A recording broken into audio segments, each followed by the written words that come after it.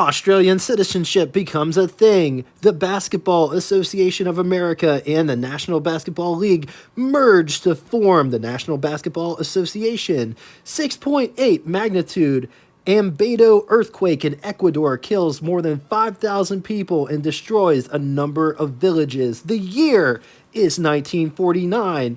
And this Woody convertible was on offer at Chrysler. Looks good in town and country.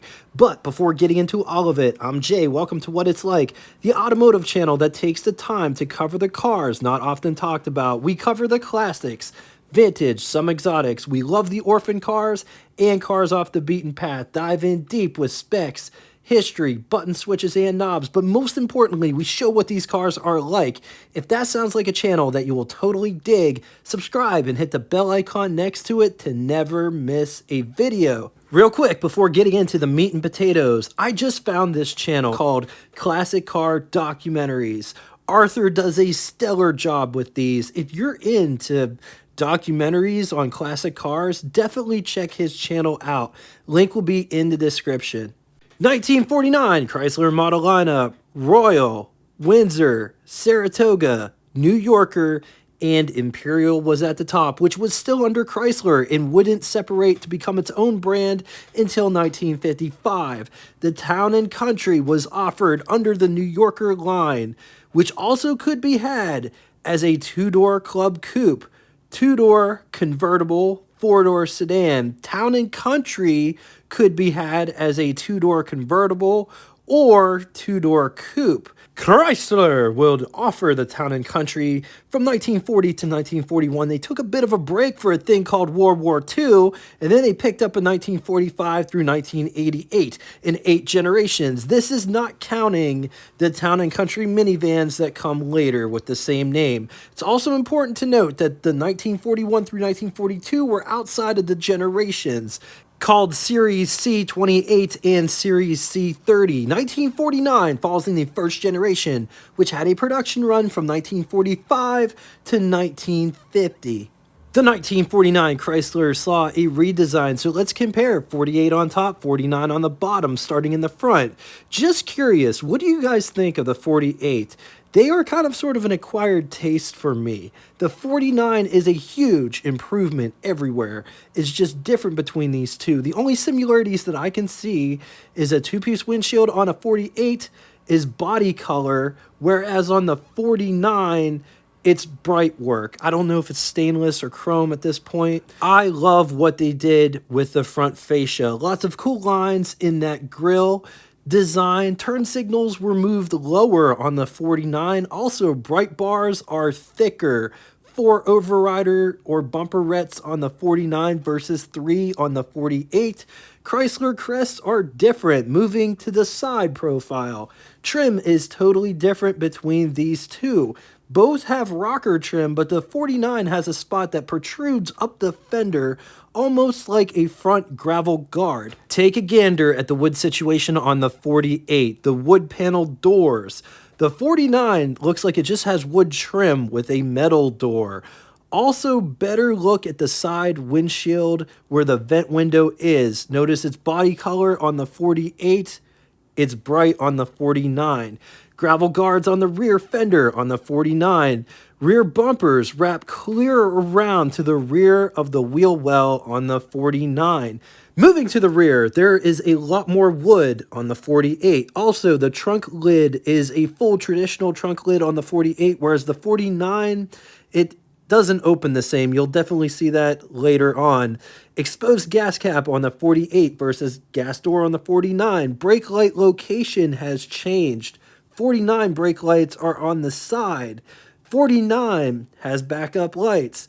The 48 is curvier than the 49, and the 49 has more of an oval shape look. Moving inside to take a look at the dash region. Both are totally different. Which one do you like better in the comment section below? Let's talk specs. 211.75 inches long, 74.8 inches wide, 65.3 inches tall. It rides a wheelbase of 131.5 inches. It weighs 4,605 pounds. Price $3,760, which is equivalent to you spending $48,625.49 in the year 2023. Total 1949 Chrysler production was 124,218 units, of which Town and Country was 993 units. Moving on to engine. In the basement, 264.5 cubic inch displacement inline 6, 4.3 liters.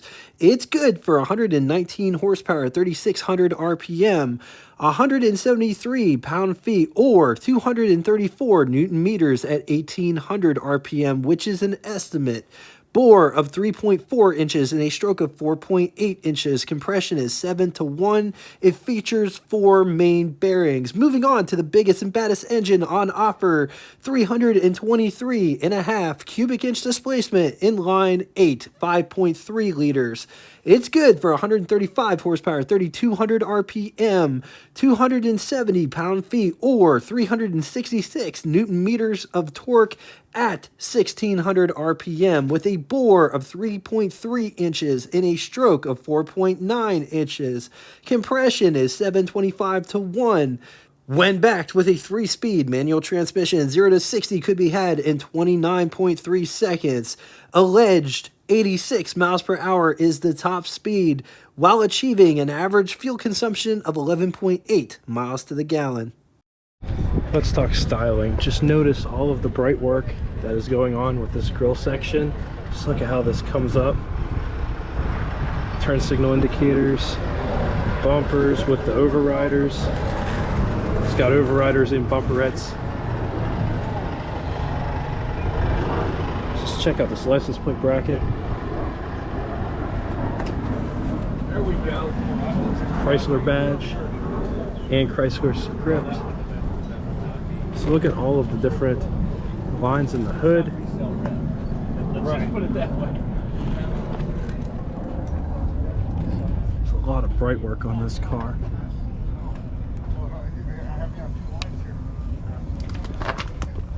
Got some nice bright work down here on the rocker.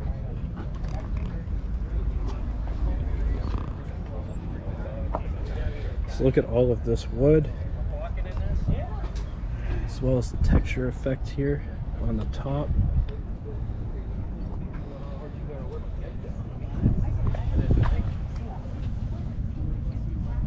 Gravel guards.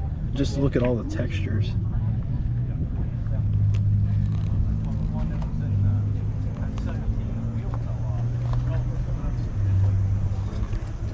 Look at all of this wood, as well as wood on the deck lid.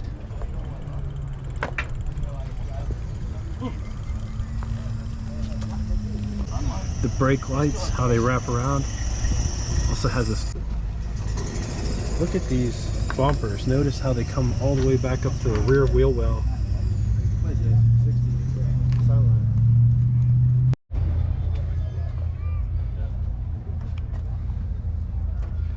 And gas filler doors on this side, and just notice the shape of it. This one has backup lights in the center and 2 overriders and or bumperettes instead of the 4 that was found in the front. The exhaust tip here. Coming to the trunk section, just look at how these supports work. Also notice how the trunk is cut out. It has this, and then this part just fits on top. Look at how all the wood is designed.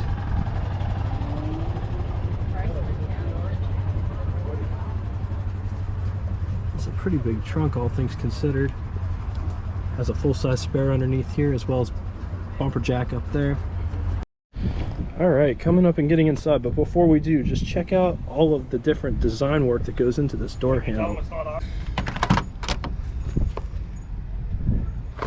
This door's got a lot of heft to it, and just look at the door panel design and all the bright work separating the color. It's just super nice. Armrest, door handle to get out. window crank for the big window. Just look at this. How cool is that? It operates like this. It's all trimmed out. Notice it has this nice channel so it connects to the window over here. Vent windows. Coming down inside the pedal box down here. Clutch, brake, gas pedal, hand brake. Just take a look at this interior. Here's what over the hood looks like. Here's what first person over the hood looks like. On to the button switches and knobs, starting on the left and moving right. Ashtray, key right below it, headlights, panel lights / map lights. At the top, notice there's gauges that go in like a semicircle around the speedometer. I absolutely love this gauge binnacle. Amp meter, gas gauge, oil pressure, coolant temperature, speedometer with tripometer and odometer, wiper, lighter, trip reset at the bottom of the dash, radio with radio controls, heat and ventilation controls, blower. The top slider is for temperature, the bottom slider is for fresh air ventilation, defroster, clock, ashtray, glove box.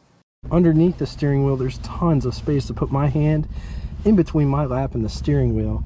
These seats are super comfortable. And the seat back profile, it's a bit upright, but it's not bad. Here's what my knees look like to the dashboard situation. And notice the pedals come up out of the floor. Let's take a gander under this hood. 6-volt battery sits underneath the hood and not in the floor like most cars from this era have. Windshield washer mounted to the firewall. X-brace, oil bath air cleaner. Just to the left of that is a ventilation channel. And engine sits way down inside. On the positive side, striking looks, nice dash, and quality built plushy seats, large trunk. These are pretty rare. Against it, high maintenance cost with wood upkeep, high asking prices, more sporty to look at than to drive, and they are rare. All right. Now it's time for Would You Rather. These may or may not be in the same price point, but which one would you rather have?